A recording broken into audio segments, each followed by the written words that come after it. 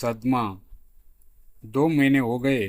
शांति देवी की हालत में कुछ भी सुधार ना हुआ। पुरुषोत्तम बाबू को उनके मित्रों और रिश्तेदारों ने सुझाव दिया कि एक बार अपनी पत्नी को मनोचिकित्सक से दिखवा लें। पुरुषोत्तम बाबू को सुझाव सही लगा। अगले ही दिन अपने बड़े पुत्र सौरभ एवं पुत्र वधू संध्या के साथ अपनी पत्नी को लेकर शहर के प्रसिद्ध मनोचिकित्सक के पास पहुंच गए। डॉक्टर साहब ने मरीज की समस्या पूछी तो पुरुषोत्तम बाबू ने बताया, करीब 2 महीने से मेरी पत्नी ने मौन व्रत धारण कर रखा है। चुपचाप बैठी रहती है। ऐसा लगता है जैसे किसी बड़ी समस्या पर गहन चिंतन कर रही हो। किसी के भी पूछने पर ना ही मौन व्रत धारण करने का कारण बताती है और ना ही कुछ बोलती है। बाकी दिनचर्या पूर्व की भांति यथावत है। मरीज की समस्या जानने के बाद कुछ सोचकर डॉक्टर साहब ने पुरुषोत्तम बाबू को अपने पुत्र व पुत्रवधू के साथ कुछ देर चिकित्सा कक्ष से बाहर बैठने को कहा। उन लोगों के बाहर जाने के बाद डॉक्टर साहब ने शांति देवी से कहा, मैं आपकी समस्या समझता हूँ। इसी समस्या से कुछ दिनों पहले तक मेरी पत्नी भी ग्रसित थी। जब बेटा ही जोरों का गुलाम हो जाए तो बहू वश में कैसे रहेगी। लेकिन जब से मैंने अपनी पत्नी को एक नायाब तरीका बताया है, तब से मेरे घर में सब कुछ मेरी पत्नी के इच्छा अनुसार ही होता है। इतना सुनते ही शांति देवी अचानक से बोल पड़ी, ऐसा कौन सा तरीका है? कृपया मुझे भी बताइए। आपने अभी तक कौन कौन से तरीके आजमाए हैं? पहले वह तो बताइए, तभी तो मैं आपकी समस्या का सटीक समाधान निकाल पाऊंगा। डॉक्टर साहब ने चतुराई से पूछा। शांति देवी ने कहा, हिंदुस्तान की सासों और ननंदों ने आज तक जितने तरीके अपनाए होंगे, मैंने और मेरी बेटी ने उन सभी को आजमा कर देख लिया। हम दोनों ने मिलकर बहू को अनगिनत शारीरिक और मानसिक यातनाएं दी। बेटे और बहू को अलग करने के लिए भी दोनों के बीच हर रोज गलतफहमी फैलाने की कोशिश की। दोनों को सामाजिक रूप से बदनाम करने का हमने हर संभव प्रयास किया। आर्थिक रूप से पंगु बना दिया, जिसमें मेरे पति ने भी बखूबी मेरा साथ दिया। पोते के जन्म के 1 माह पश्चात ही मैंने अपने बड़े बेटे को उसकी पत्नी और बच्चे सहित 1 वर्ष के लिए घर से निकाल दिया। हर तरह से लाचार बना दिया। लेकिन मेरे बेटे के दिल में अपनी पत्नी के लिए प्रेम तनिक भी कम ना हुआ और हर तरह से उसकी रक्षा करता रहा। यह बात मेरे लिए बर्दाश्त से बाहर थी। जब मुझे लगा कि मैं अपने बड़े बेटे के जीते जी अपनी बहू को अपनी मुट्ठी में करके नहीं रख सकती, तो मैंने और मेरी बेटी ने मिलकर 2 महीने पहले अपने बड़े बेटे को आग लगाकर जान से मारने की कोशिश भी की। लेकिन मेरे पति और मेरे बहू उसे बचाने में सफल हो गए। इस घटना के 1 दिन बाद ही मैंने अपनी बहू के कमरे से हंसने की आवाज सुनी। यह सुनकर मुझे सदमा लग गया। आखिर इतनी प्रताड़ना सहने के बाद भी मेरा बेटा और मेरी बहू आपस में खुश कैसे हैं? अब मुझे ऐसा लग रहा है जैसे मैं हार गई हूँ। परंतु आपने बताया कि कोई नायाब तरीका है आपके पास। मैं वो जानना चाहती हूँ। डॉक्टर साहब अब तक अपने क्रोध को छुपाए हुए विस्मित होकर सुन रहे थे। 2 मिनट के मौन के बाद डॉक्टर साहब ने कहा, मेरे कक्ष में सीसीटीवी कैमरा लगा हुआ है। आपने अभी जो कुछ भी कहा वो रिकॉर्ड हो चुका है। आपके इकबाले जुर्म और आपके पुत्र एवं पुत्रवधू की शिकायत पर आपको आजीवन कारावास की सजा हो सकती है। लेकिन मैं जानता हूँ आपके पुत्र व पुत्रवधू ऐसा नहीं होने देंगे। शांति देवी, आप जैसी औरतों का इलाज इस सृष्टि में तब तक कोई नहीं कर सकता जब तक भारत में सौरभ जैसे पुत्र के संग संध्या जैसी पुत्रवधू होगी। डॉक्टर साहब की बात सुनकर शांति देवी के चेहरे पर हवाएं उड़ने लगी। उनके होठ सूखने लगे, हाथ कांपने लगे। वह बड़बड़ाने लगी, मैंने तो सिर्फ अपने बेटे को अपने पास रखना चाहा था। क्या ये गुनाह है? बहू ने उसे मुझसे छीन लिया। डॉक्टर ने संयमित स्वर में कहा, बेटे को अपने पास रखने और उसकी जिंदगी को नर्क बना देने में फर्क होता है शांति देवी। आपने केवल बहू को नहीं, अपने बेटे को भी प्रताड़ित किया है। उसका प्रेम, उसका समर्पण, उसकी इंसानियत, सब कुछ आपने नकारा। उसी क्षण कक्ष का दरवाजा खुला। बाहर बैठे पुरुषोत्तम बाबू, सौरभ और संध्या भीतर आ गए। सौरभ ने माँ की हालत देखी, पर उसकी आंखों में अब वो ममता नहीं थी जिसे कभी माँ के लिए महसूस किया करता था। वहां सिर्फ एक गहरा शोक था। संध्या ने धीमे स्वर में डॉक्टर से पूछा, डॉक्टर साहब, अब क्या किया जाए? डॉक्टर साहब ने कहा, यह निर्णय अब आप सबका है। कानून अपना काम करेगा अगर आप चाहे, पर कभी कभी इंसाफ सिर्फ सजा नहीं, एक सबक भी होता है जो पूरी उम्र साथ रहता है।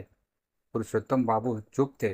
उन्होंने सिर झुकाकर कहा, शायद अब हमें भी एक निर्णय लेना होगा, लेकिन नफरत के नहीं, इंसानियत के पक्ष में। सौरभ ने अपनी माँ की ओर देखा। उसकी आंखों में आंसू थे, पर वह बहने नहीं दिया। उसने कहा, माँ, अगर आप वाकई हार मान चुकी है तो अब से अपनी जीत मत तलाशिए। बस हमें चैन से जीने दीजिए, यही सबसे बड़ा इलाज है। शांति देवी की आंखों से आंसू बह रहे थे, लेकिन डॉक्टर साहब की अनुभवी नजरें बता रही थी कि ये आंसू केवल पछतावे के नहीं थे, कुछ और भी था जो अब तक अनकहा था, कुछ छुपा हुआ। डॉक्टर ने एक गहरी सांस ली और कहा, सच की एक परत आपने खोली है, लेकिन क्या वह आखिरी परत थी? संध्या ने चौंक कर डॉक्टर की तरफ देखा। आपका क्या मतलब है? डॉक्टर धीरे से मुस्कुराए, फिर शांति देवी की ओर देखते हुए बोले, शांति देवी, आपने कहा कि आपने अपने बेटे को आग लगाकर मारने की कोशिश की, लेकिन अगर मैं कहूं कि सौरभ आज जो है वह वही बेटा नहीं है? कमरा अचानक सर्द हो गया। सौरभ ने ठंडे स्वर में पूछा, डॉक्टर, आप क्या कहना चाह रहे हैं? मैं कहना चाह रहा हूँ, डॉक्टर ने सामने रखी एक फाइल उठाई, कि सौरभ पिछले 2 महीने में जो हरकतें कर रहा है वह सामान्य नहीं है। उसकी मेडिकल रिपोर्ट्स में कुछ गड़बड़ है, उसके व्यवहार में एक पैटर्न है, और मुझे शक है कि यह सब एक गहरे खेल का हिस्सा है। संध्या का चेहरा सफेद पड़ गया। उसने कहा, क्या मतलब? सौरव को तो किसी भी जांच की जरूरत नहीं पड़ी थी। आपने खुद कहा था कि वह मानसिक रूप से पूरी तरह ठीक है। डॉक्टर बोले, हाँ, लेकिन यह रिपोर्ट मुझे आज ही मिली है। मुझे शक था कि कोई इस पूरे घटनाक्रम को कंट्रोल कर रहा है, और शायद वह कोई और नहीं, खुद सौरभ है। नहीं, संध्या चीख उठी, आप ये कैसे कह सकते हैं? डॉक्टर ने शांत स्वर में कहा, शांति देवी ने जो कुछ बताया वह भयानक है, लेकिन क्या आपने कभी सोचा कि यह सब उसने अपनी बेटी के साथ मिलकर किया? और उनकी बेटी कहाँ है अब? एक लंबा सन्नाटा छा गया। पुरुषोत्तम बाबू धीरे से बोले, हमारी बेटी तो 2 महीने पहले ही किसी को बिना बताए घर छोड़कर चली गई थी। अब संध्या की आंखों में भय था। उसने सौरभ की ओर देखा। वह अब भी शांत खड़ा था, लेकिन उसकी आंखों में एक अजीब चमक थी। संध्या, डॉक्टर ने कहा, क्या आपने कभी नोटिस किया कि सौरभ अब पहले जैसा नहीं रहा? उसकी नींद, उसकी मुस्कुराहट, उसका गुस्सा, सब बदला बदला सा नहीं लगता? संध्या का दिल बैठने लगा। उसने सिर हिलाया। हाँ, वो अब पहले जैसा नहीं रहा, पर मैं सोचती थी वो सदमे में है। डॉक्टर अब सौरभ की ओर मुड़े। सौरभ, अगर तुम वाकई सौरभ हो तो यह बता सकते हो कि उस रात तुम्हें आग से बचाने वाला कौन था? सौरभ अभी मुस्कुरा रहा था, लेकिन उसकी मुस्कुराहट अब भयावह लग रही थी। डॉक्टर साहब, उसने कहा, आपसे एक गलती हो गई। आपने शांति देवी को झूठ बोलने दिया, और अब आप मुझे जांचने लगे हैं।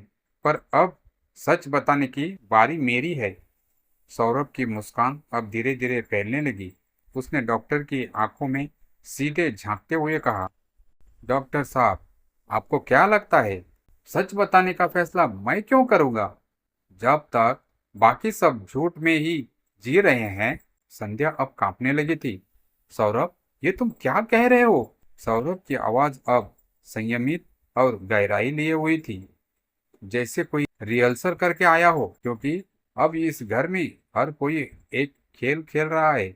माँ ने खेल खेला, पापा ने भी, दीदी और मैंने, हम सब ने। फर्क बस इतना है कि कोई खिलाड़ी हार मान चुका है और कोई अब भी चाल चल रहा है। डॉक्टर अब पूरी तरह सतर्क हो चुके थे। उन्होंने धीमे स्वर में पूछा, क्या तुम कहना चाह रहे हो कि तुम्हें सब कुछ पता है? दीदी कहाँ है यह भी? सौरभ ने सिर झुकाकर मुस्कुराते हुए कहा, मैं सिर्फ इतना जानता हूँ कि दीदी ने जब उस रात मेरी मदद नहीं की और मुझे मरता हुआ छोड़ दिया, तब मैंने तय कर लिया था कि अब से मैं किसी के लिए सिर्फ बेटा या भाई नहीं रहूंगा। मैं बनूंगा एक कहानी का कथाकार, और ये सब मेरी कहानी के पात्र है। उसने आगे झुककर कहा, डॉक्टर, आपको क्या लगता है शांति देवी इस वक्त सबसे बड़ी अपराधी है? नहीं, वो तो अब बस एक मोहरा है। असली खेल तो उसी दिन शुरू हुआ था जब मैं आग में जलने से बच गया और होश में आने पर मुझे किसी और ने नहीं, अपनी ही यादों ने धोखा देना शुरू कर दिया। संध्या ने डरी हुई आवाज में पूछा, क्या मतलब? क्या हुआ था उस रात? सौरभ अब सीधा डॉक्टर की कुर्सी के पास जाकर खड़ा हो गया। मैं आपको बताता हूँ, मुझे बचाया गया, लेकिन जब मैं होश में आया मुझे अपनी पहचान ही याद नहीं थी। डॉक्टर ने कहा, यह ड्रामेटिक एनमेसिया है, लेकिन असल में ये शुरुआत थी एक नए प्रोग्रामिंग की। मेरी यादों को, मेरी जज्बातों को फिर से लिखा गया, जैसे कोई पुरानी फाइल डिलीट करके नया सॉफ्टवेयर डाल दे। डॉक्टर अब घबराकर बोले, ये सब तुम कैसे कह सकते हो? क्या तुम सच में सौरभ हो? सौरभ की मुस्कान अब पूरी तरह पिघल चुकी थी। उसकी आंखें एकदम ठंडी थी। पता नहीं डॉक्टर साहब, उसने कहा, मैं भी यही सवाल खुद से हर रोज पूछता हूँ कि मैं सौरभ हूँ या उसकी अधूरी टूटी हुई स्मृतियों का एक जीवित रूप, जो अब इस पूरे परिवार को आईना दिखाना चाहता है। मैं खुद तय नहीं कर पाया कि बदला लेना है या बस कहानी पूरी करनी है। लेकिन एक बात तय है, इस खेल में जीत सिर्फ उसी की होगी जो अपने सच को सबसे देर तक छुपा सके। दोस्तों, आपको यह कहानी कैसी लगी हमें कमेंट अवश्य करें। साथ ही वीडियो को लाइक करके मेरे चैनल कहानी कुंज वॉइस को सब्सक्राइब जरूर करें। धन्यवाद।